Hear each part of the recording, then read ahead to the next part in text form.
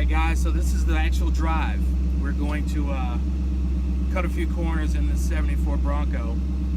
So just to give you a little background, this is the first gen Bronco. This is actually a 74. Ford introduced this vehicle in 1966, and at the time it was intended to go up against the International Harvester Scout and the Jeep CJ5.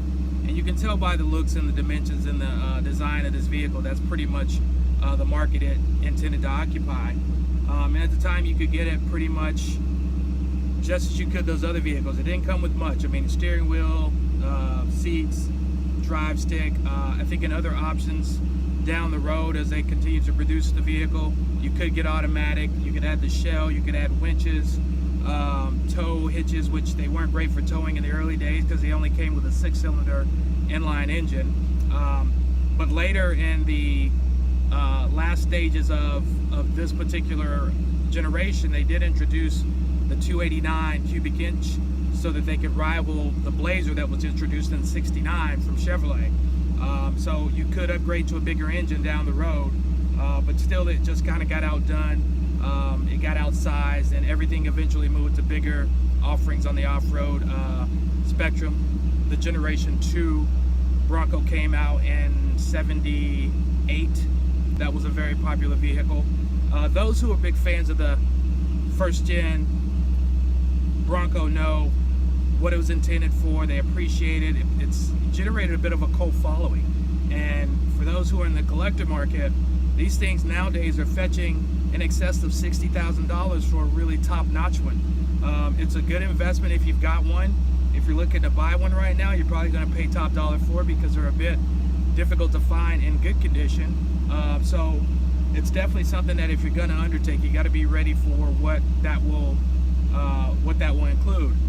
Great vehicles, lots of fun. This particular one, as I mentioned, belongs to my brother-in-law, and he has gone to great lengths to make it really, really nice. I mean, if you hear this engine running, I could sit here all day and just let the engine run, to be honest. I just love the way this thing burbles.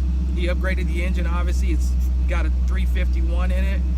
I don't think you can do much better than that, quite honestly, and I don't think you really want much more than that. I mean, you got all the torque, all the power you need, on-road, off-road, whatever duty might call.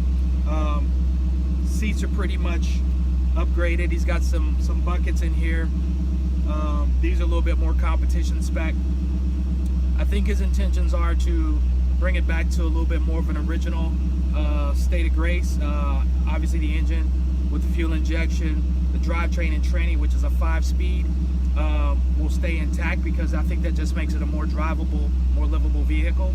But for the most part, this thing is just a joy to behold, and having an opportunity to drive it for the last couple of days, I've just been over the moon with it. I'll give it back reluctantly, but for the time that I have it, I want to give you guys a glimpse of what one of these is like. And we're off. Very mechanical. It's got power steering. No stereo at the moment, or non-working one. Thank goodness it has power steering. This thing would be a beast. If you're driving this thing on the road, which I've done a few times, obviously, it's something to get used to.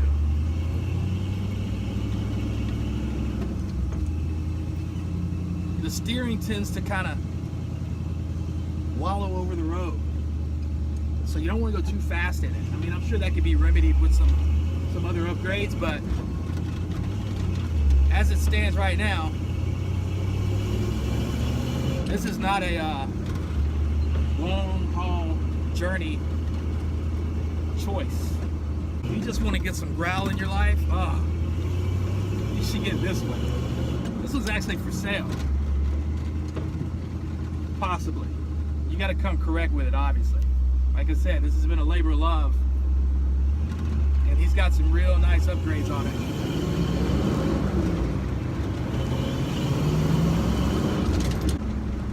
That steering I was talking about is just kind of meanders across the road. I mean, you can keep it steady, but you got to develop some confidence and put some seat time in to make sure you're comfortable with it. absolutely great.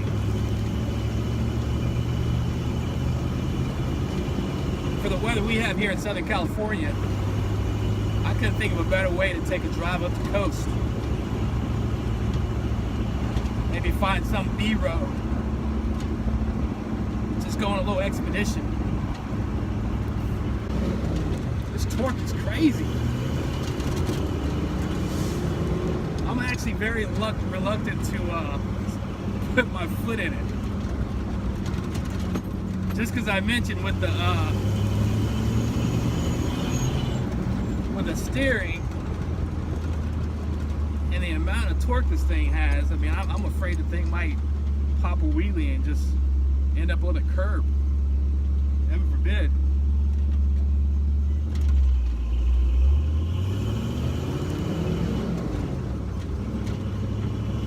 That's just intoxicating. It's a little taller. It's lifted slightly, but it's not gaudy. It sits really nice.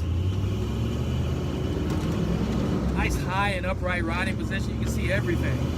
Obviously, because there's not very much impairment of your vision. There's no top on it, just a cage. So I got a great 360-degree view. Just a great vantage point. I haven't driven anything like this in so long. I grew up driving some of everything, obviously, but I had a couple of Mustangs. And the moment this thing fired up, it was the first thing I thought of.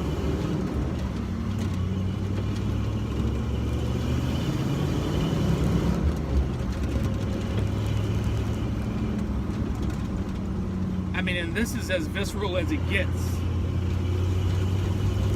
Everything that happens is a result of you making that happen. So forget about any aids.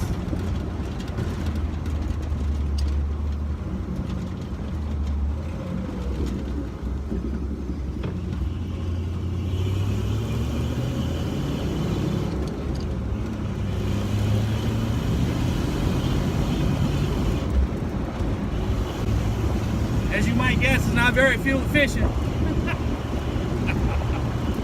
Every time I change gears, I think that needle's literally just moving to the next notch, downward.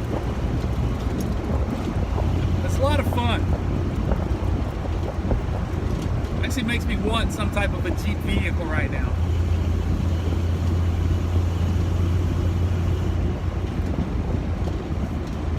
The brakes on this have been upgraded. Running disc in the front, drums at the back. It's pretty good at stopping. You just have to be mindful of what's going on, how much distance you need to get to the stopping point.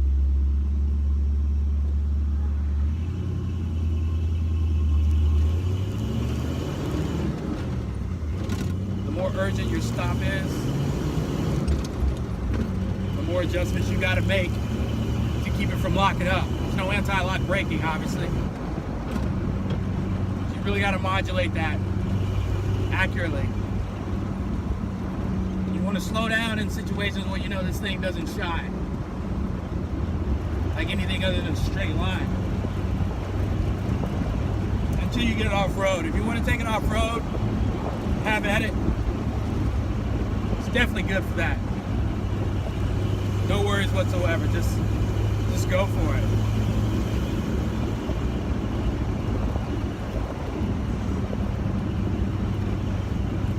I gotta tell you, I feel like the man driving this.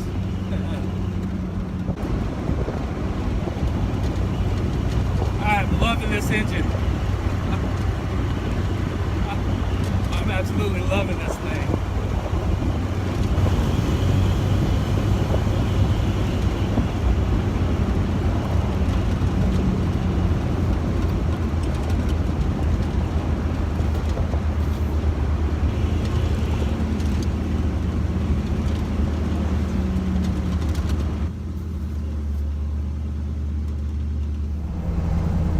Just to highlight a little bit, some of the things that are actually upgraded to this truck, Jeep, if you will. Obviously the 351 Ford Windsor engine.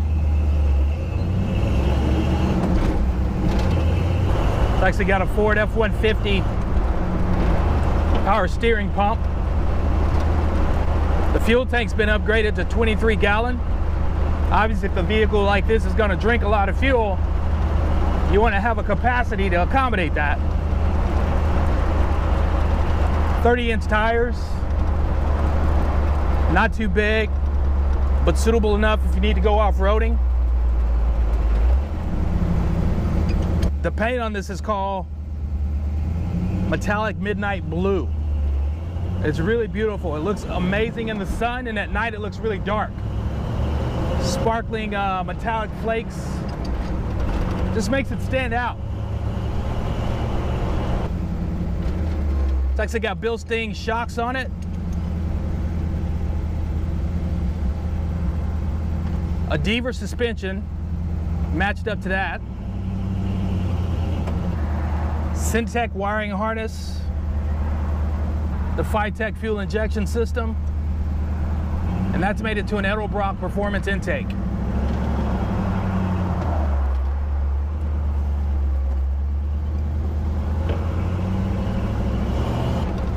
And all that equals a really refined Gen 1 Ford Bronco. Fantastic vehicle, I must say. Glad I had the opportunity to drive it. As I mentioned, this one's possibly for sale, so if you're in the market and you're interested in one, hit me up. awdreviews with a Z at gmail.com. You can also go to the website allwedrive.com and reach out to me that way. And there's always the comment section.